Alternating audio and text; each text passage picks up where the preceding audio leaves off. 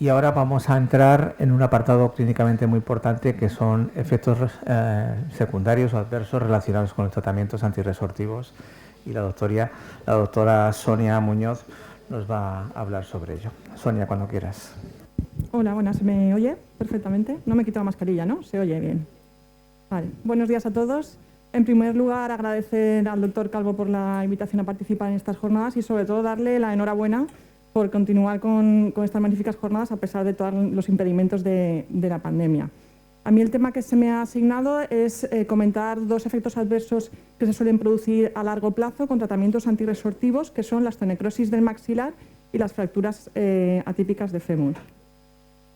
Bueno, mi conflicto de interés tampoco tiene mayor conflicto. A modo de introducción, nada, comentar que sabéis que la osteoporosis es un trastorno óseo generalizado donde se produce una disminución de la densidad mineral ósea y de la calidad ósea, con lo cual la consecuencia son las fracturas osteoporóticas por fragilidad. Y sobre todo que esto conlleva también un incremento en lo que es la morbi y la mortalidad en nuestros pacientes. Exponer de nuevo, como ya lo han comentado, que tenemos o que disponemos de un amplio arsenal terapéutico, afortunadamente. Aquí quería destacar, no voy a entrar porque ya lo han comentado cada uno de ellos, pero destacar que estos dos acontecimientos adversos hasta ahora solo se han descrito con dos de los antirresortivos, con los bifosfonatos y con el denosumab. El resto de antirresortivos que se han comentado no parece que estén relacionados con estos dos efectos adversos. Los bifosfonatos son fármacos con muchos años en el mercado, que tenemos mucha frecuencia de uso, tanto en atención primaria como en reumatología. Los efectos adversos más frecuentes sabéis que son los gastroesofágicos, gastrointestinales, los dolores óseos, las hipocalcemias en algunos casos, incluso uveitis anterior aguda. Lo que son las fracturas atípicas y la osteonecrosis del maxilar son acontecimientos adversos muy poco frecuentes, muy raros, descritos con los bifosfonatos. En el caso del denosumab, que es un fármaco más nuevo, no tenemos tantos años de experiencia con él, pero sí que actualmente sí que se usa muy frecuentemente. También los acontecimientos adversos más frecuentes son sobre todo dolores también óseos musculares en extremidades inferiores, infecciones del tracto urinario y respiratorio superior que suelen ser leves, hipocalcemias. La osteonecrosis de mandíbula y las fracturas atípicas de fémur, como pone en la ficha técnica, son acontecimientos adversos raros también, poco frecuentes, muy poco frecuentes. Aquí estamos exponiendo los acontecimientos adversos o el riesgo que pueden presentar nuestros pacientes con el uso de estos fármacos, pero que se ha visto sobradamente que el beneficio de prevenir una fractura osteoporótica compensa a estos acontecimientos adversos que suelen ser leves o poco frecuentes. Ya entrando a describir la osteonecrosis del maxilar, bueno, esto sería como una especie de osteomelitis crónica, como un poco larvada o insidiosa. La definición exacta de los expertos es la aparición de hueso necrótico expuesto en una o varias localizaciones de la mandíbula o maxilar, en ocasiones con fístulas intra o extraorales y que persisten al menos 8 semanas, siempre descartando que no haya sido causado por radioterapia local o metástasis mandibulares. Destacar que la incidencia de aparición de la osteonecrosis de maxilares en pacientes con osteoporosis, ya tanto sea con bifosfonatos o con denosumab, la incidencia es muy baja, un paciente de cada 10.000 o de cada 100.000 tratados al año. Destacar que en pacientes oncológicos, donde el uso de bifosfonatos y de denosumab, las dosis son muchísimo mayores de las que usamos en pacientes con osteoporosis, esta incidencia sí que se ve incrementada hasta incluso un 12% de los pacientes. Un poco para que veáis la diferencia, que realmente en osteoporosis es muy baja la frecuencia de aparición. En cuanto a la fisiopatología de la osteonecrosis del maxilar, no está muy bien esclarecida. Sí que parece que sea una sinergia entre varios factores. Uno de ellos sería los microtraumatismos mantenidos en la mandíbula, pues al masticar o al hablar en la vida diaria, sobre un hueso que ya tiene una inhibición de la reparación ósea debido al fármaco que estamos administrando antirresortivo. Con lo cual, el nuevo hueso que se puede formar después del microtraumatismo es más frágil que un hueso en condiciones normales. Otro aspecto que puede estar implicado en la fisiopatología es la propiedad antiangiogénica de los bifosfonatos, con lo cual se produce una reducción del flujo sanguíneo a ese hueso maxilar y un mayor riesgo de producción de necrosis ósea. Y el tercer factor importante en este tipo de patología podría ser las bacterias que en condiciones normales existen en la cavidad oral y que pueden predisponer a una mayor facilidad para el desarrollo de infección o de inflamación local. Los factores de riesgo para el desarrollo de osteonecrosis son muy importantes que los conozcamos y que los detectemos en nuestros pacientes, porque sí que nos van a ayudar a estratificar a los pacientes en bajo riesgo o alto riesgo, como ahora luego veremos.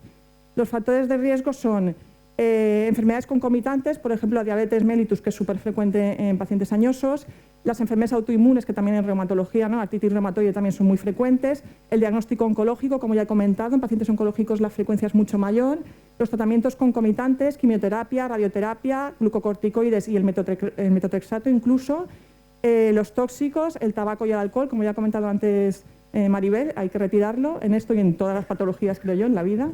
La escasa higiene bucal, las infecciones o patología oral preexistente, la dosis acumulada del bifosfonato y patología como anemia o alteraciones de la coagulación que también pueden alterar el riego sanguíneo a los huesos maxilares.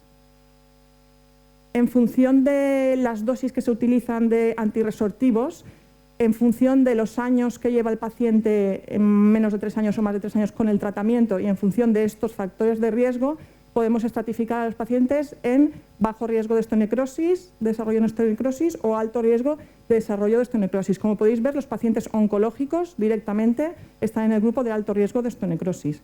No es así en los pacientes con osteoporosis, porque las dosis que utilizamos son menores. En cuanto a la clínica, la aparición de una osteonecrosis en pacientes que llevan tratamientos con antirresortivos pueden aparecer incluso a los pocos meses de haber iniciado el tratamiento. De media, los bifosfonatos orales, estoy hablando de tratamiento para osteoporosis, en los bifosfonatos orales suele haber un tiempo medio de aparición de osteonecrosis aproximadamente de 5 años en los orales. En los intravenosos sí que puede ser más precoz, entre 9 y 14 meses desde el inicio del tratamiento. Como veis, en los pacientes oncológicos el riesgo está incrementado, como ya lo he comentado, suele ser también más precoz esta aparición, mayor agresividad de las lesiones y mayor dificultad en la resolución de la osteonecrosis. En cuanto a la localización, lo más frecuente, la mayoría de las osteonecrosis aparecen en la mandíbula, en el maxilar inferior y zona molar. 2/3 de los pacientes han sufrido previamente una cirugía previa como una extracción del diente, apicectomías, cirugía periodontales o implantes, pero hasta 1/3 de los casos puede ser de forma espontánea, sin una manipulación previa. Los síntomas suelen ser muy insidiosos, sobre todo al principio puede incluso que el paciente no manifieste sintomatología, luego ya con la evolución de la osteonecrosis sí que puede producir dolor, complicaciones infecciosas, accesos gingivales, fístulas intra y extraorales, supuración y exposición ósea, la necrosis ósea, incluso síntomas generales de fiebre, mal estado general en aquellos pacientes con otras patologías además y que tienen una evolución tórpida. En cuanto al diagnóstico, la historia clínica evidentemente es fundamental. Si ha tenido sintomatología el paciente, la historia farmacológica, si está llevando tratamiento antirresortivo actualmente o lo ha llevado previamente, que esto a veces a los odontólogos también les cuesta un poco, ¿no? Poder saber o poder conocer todos los fármacos que lleva el paciente, porque no tienen acceso a Gaia, a Bucasis. Las características clínicas, la inspección visual por parte del odontólogo en busca de zonas líticas, de hueso expuesto, de necrosis y de fístulas. Siempre se apoyan con unas pruebas de imagen, la ortopantomografía y el TAC, como ahora veremos las imágenes. En ellas pueden ver, bueno, estas son algunas imágenes de osteonecrosis con una exposición, a ver, es el puntero, una exposición de hueso necrótico y una inflamación de lo que es la mucosa adyacente y luego aquí vemos también unas fístulas. A nivel radiológico, podemos ver alvéolos vacíos en zonas donde se ha hecho extracción del diente porque no existe una cicatrización correcta. Luego pueden haber también zonas líticas y áreas radiolúcidas junto con áreas esclerosas, incluso secuestros óseos o fracturas patológicas locales. Esto es un caso de un acceso, un debut de una osteonecrosis con clínica de un acceso con una fístula extraoral. En cuanto al estadiaje, se estableció en el 2014 un estadiaje para osteonecrosis en función de los síntomas de la clínica del paciente y de los hallazgos radiológicos. Esto más bien es para un poco el manejo a nivel de odontología, en nuestro caso tampoco, pero un poco que los conozcáis. El estadio 0 sería con síntomas inespecíficos sin que haya hueso expuesto. Estadio 2 cuando ya existe una exposición visual de ese hueso. El estadio 3 cuando existen complicaciones infecciosas y el estadio 2 cuando existen complicaciones infecciosas y el estadio 3 cuando existen complicaciones de fracturas patológicas, fístulas, osteolisis o alguna comunicación oral-antral. El tratamiento, los objetivos del tratamiento a nivel odontológico son el control de la infección, el control del dolor y evitar la progresión de la necrosis ósea. No voy a entrar mucho al trapo de esto porque tampoco es mi especialidad y nosotros tampoco lo vamos a manejar ni en atención primaria ni en reumatología, pero bueno, en los estadios más precoces es un tratamiento más conservador, ¿no? Administrando analgésicos, antibióticos y enjuagues de clorhexidina. Y en estadio 2 y 3 ya entraría un poco a meterle mano el odontólogo al paciente con la eliminación de fragmentos óseos o con resecciones de las zonas necróticas para evitar el dolor y la infección persistente.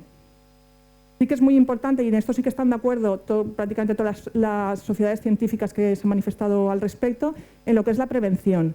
Si tomamos medidas preventivas, hasta el riesgo de osteonecrosis puede disminuir hasta 3 veces. Y esto sí que está en nuestras manos, tanto en atención primaria como en reumatología. Entonces, esto es muy importante.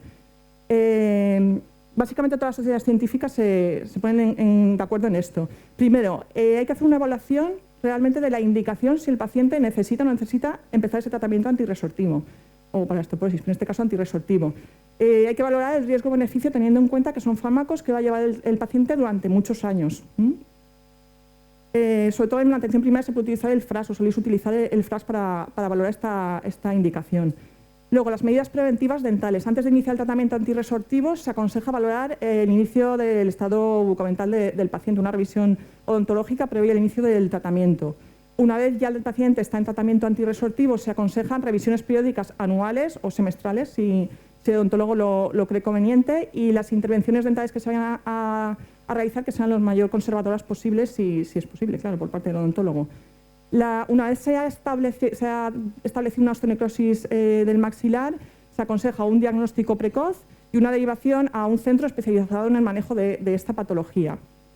Esto es muy importante, no existen técnicas de predicción del desarrollo de la osteonecrosis, es decir, ha habido durante unos años en los que se solicitaban marcadores de resorción ósea para valorar un poco el estado antirresortivo del hueso. No se ha demostrado que esto nos ayude a detectar pacientes que estén en mayor riesgo del desarrollo de osteonecrosis, ni a que una vez haya establecido la osteonecrosis, valorar el pronóstico de esa patología. Entonces no se utilizan actualmente. No existe tampoco evidencia que la discontinuidad del tratamiento con bifosfonato previo a la manipulación odontológica disminuya el riesgo de osteonecrosis. Es decir, sabemos que los bifosfonatos administrados durante muchos años, una vez se suspenden, siguen actuando en el hueso y siguen liberándose a nivel sanguíneo, a nivel plasmático. Por eso lo de las vacaciones terapéuticas. Entonces, no tiene mucho sentido que lo retiremos con unos meses de antelación a la manipulación dentaria cuando sigue habiendo un efecto de ese bifosfonato. Las vacaciones terapéuticas, que las han comentado anteriormente, nos podrían ayudar a evitar ese tratamiento prolongado en los pacientes y entonces el riesgo de esta complicación. Únicamente se pueden realizar con los bifosfonatos. Ya lo he comentado, con el denosumab no se pueden realizar vacaciones terapéuticas. Esto es un esquema de manejo del riesgo de osteonecrosis en pacientes con osteoporosis que se estaba utilizando hasta hace unos años, en el que también se estratificaba a los pacientes a partir del tratamiento menos 3 años o más 3 años para estratificar el riesgo de osteonecrosis, los factores de riesgo para osteonecrosis, evidentemente, y luego también la evaluación del riesgo de fractura de forma individualizada en cada paciente. Y en función de eso se estratificaba si eran de alto riesgo o bajo riesgo y un poco el manejo a nivel odontológico. Se recomendaba suspender 3 meses previo a la manipulación y realizarlo después. Esto ya no hay evidencia de que tengamos que hacerlo, con lo cual esto está tachado. En cuanto al denosumab, como sabemos que la suspensión del tratamiento del denosumab tiene un efecto reversible tan rápido, siempre existe el riesgo al suspenderlo de que se produzcan las fracturas vertebrales de forma espontánea como efecto rebote de la suspensión, con lo cual no se recomienda. Entonces, la manipulación dentaria se aconseja que se realice al 4º o 5º mes de haberse administrado la última dosis del denosumab y administrar la siguiente dosis a los 6 meses como correspondería o retrasarlo lo mínimo posible para evitar ese riesgo de fracturas vertebrales.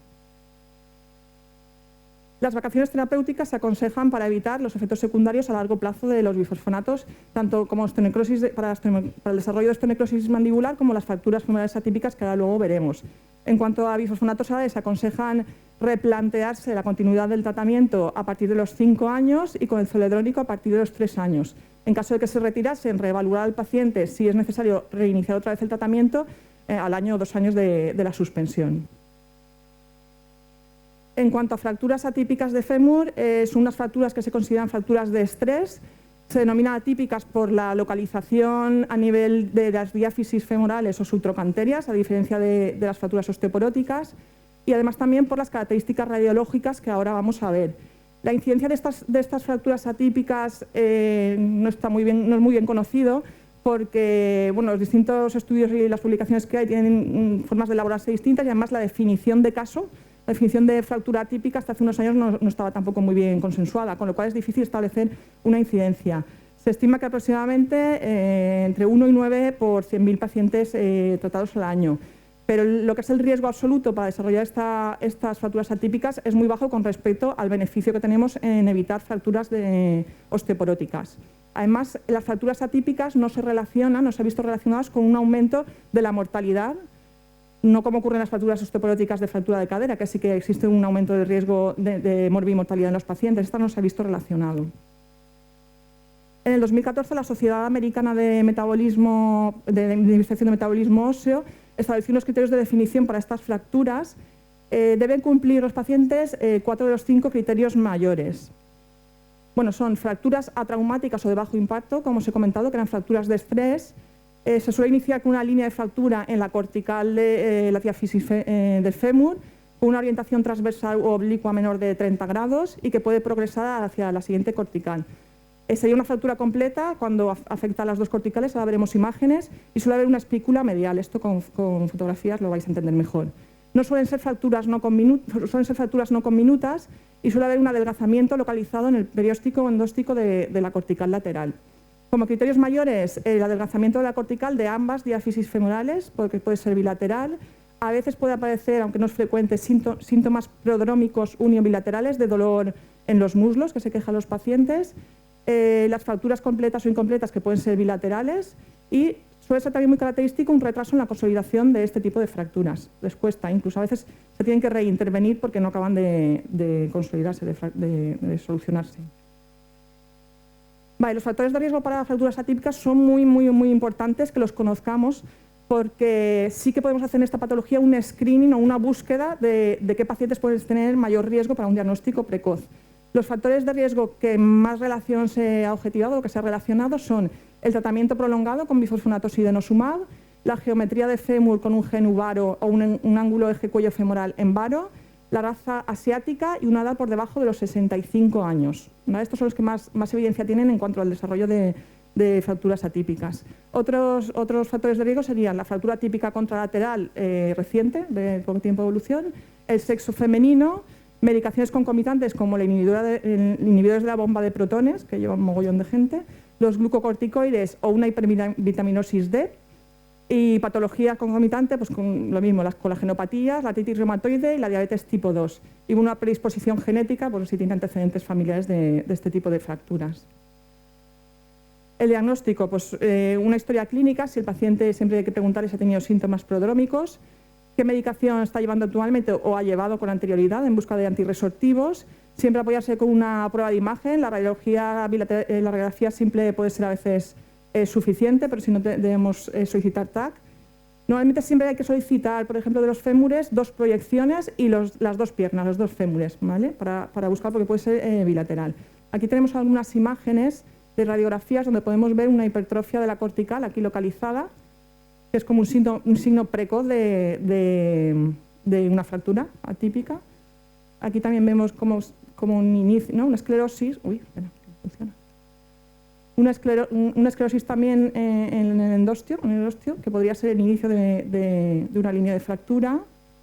Aquí vemos una resonancia donde vemos este engrosamiento de la cortical y un edema óseo. No se ve aquí en el TAC todavía línea de fractura, pero es como algo muy precoz.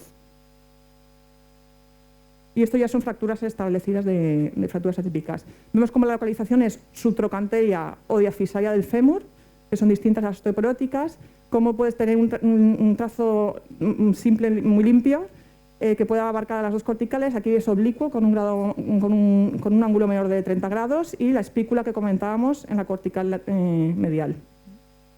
Es como una imagen muy característica de esta fractura. Las densitometrías óseas extendidas a lo que es la diáfisis femoral pueden servirnos como una técnica de screening para detectar un adelgazamiento de la cortical femoral y entonces detectar pacientes que estén en riesgo inmediato o a corto plazo de sufrir una fractura atípica. Tiene un valor predictivo positivo de aproximadamente un 83%, con lo cual sí que nos puede ayudar en el grupo de pacientes con alto riesgo el poder hacer un screening o una búsqueda activa. En cuanto al diagnóstico diferencial, pues nada, diferenciarlo de fracturas que pueden venir fracturas patológicas por metástasis o por una osteomalacia por un déficit de vitamina D, una hipofosfatasia o algún otro tipo de fractura de estrés. En cuanto al manejo terapéutico, es muy importante la prevención de este tipo de fracturas atípicas. Las vacaciones terapéuticas, como hemos comentado, la suspensión del tratamiento se relaciona con una disminución del riesgo de sufrir fracturas atípicas de fémur hasta un 88% a los 4 años, con lo cual sí que las vacaciones terapéuticas aquí sí que nos pueden ayudar mucho.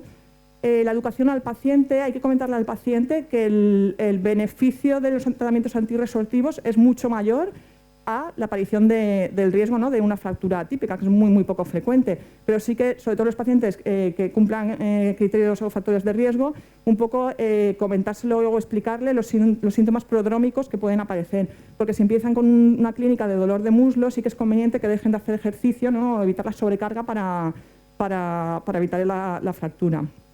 Una vez se haya sospechado o se haya diagnosticado de fractura atípica, hay que retirar el antirresortivo. Aquí sí. En la estenocrosis de mandíbula no parece que haya ninguna evidencia de la retirada del fármaco, pero aquí sí que la retirada del antirresortivo se relaciona con que no se bilateralice al otro fémur la fractura típica o no progrese de incompleta a completa, o también si no se retira el antirresortivo puede producir una dificultad también en la consolidación de la fractura, con lo cual en el momento del diagnóstico hay que retirarlo. A nivel de traumatología, de la especialidad de traumatología, se recomienda un enclavado profiláctico intramedular, porque lo que es la fijación externa sí que se relaciona con más complicaciones. El enclavado profiláctico se ha demostrado que en fracturas incompletas no avancen a fractura completa, que exista mejor consolidación de la fractura y un menor tiempo de ingreso hospitalario. El problema es qué tratamiento le ponemos al paciente para prevenir o para tratar la osteoporosis en caso de que lo necesite después de la retirada del antirresortivo.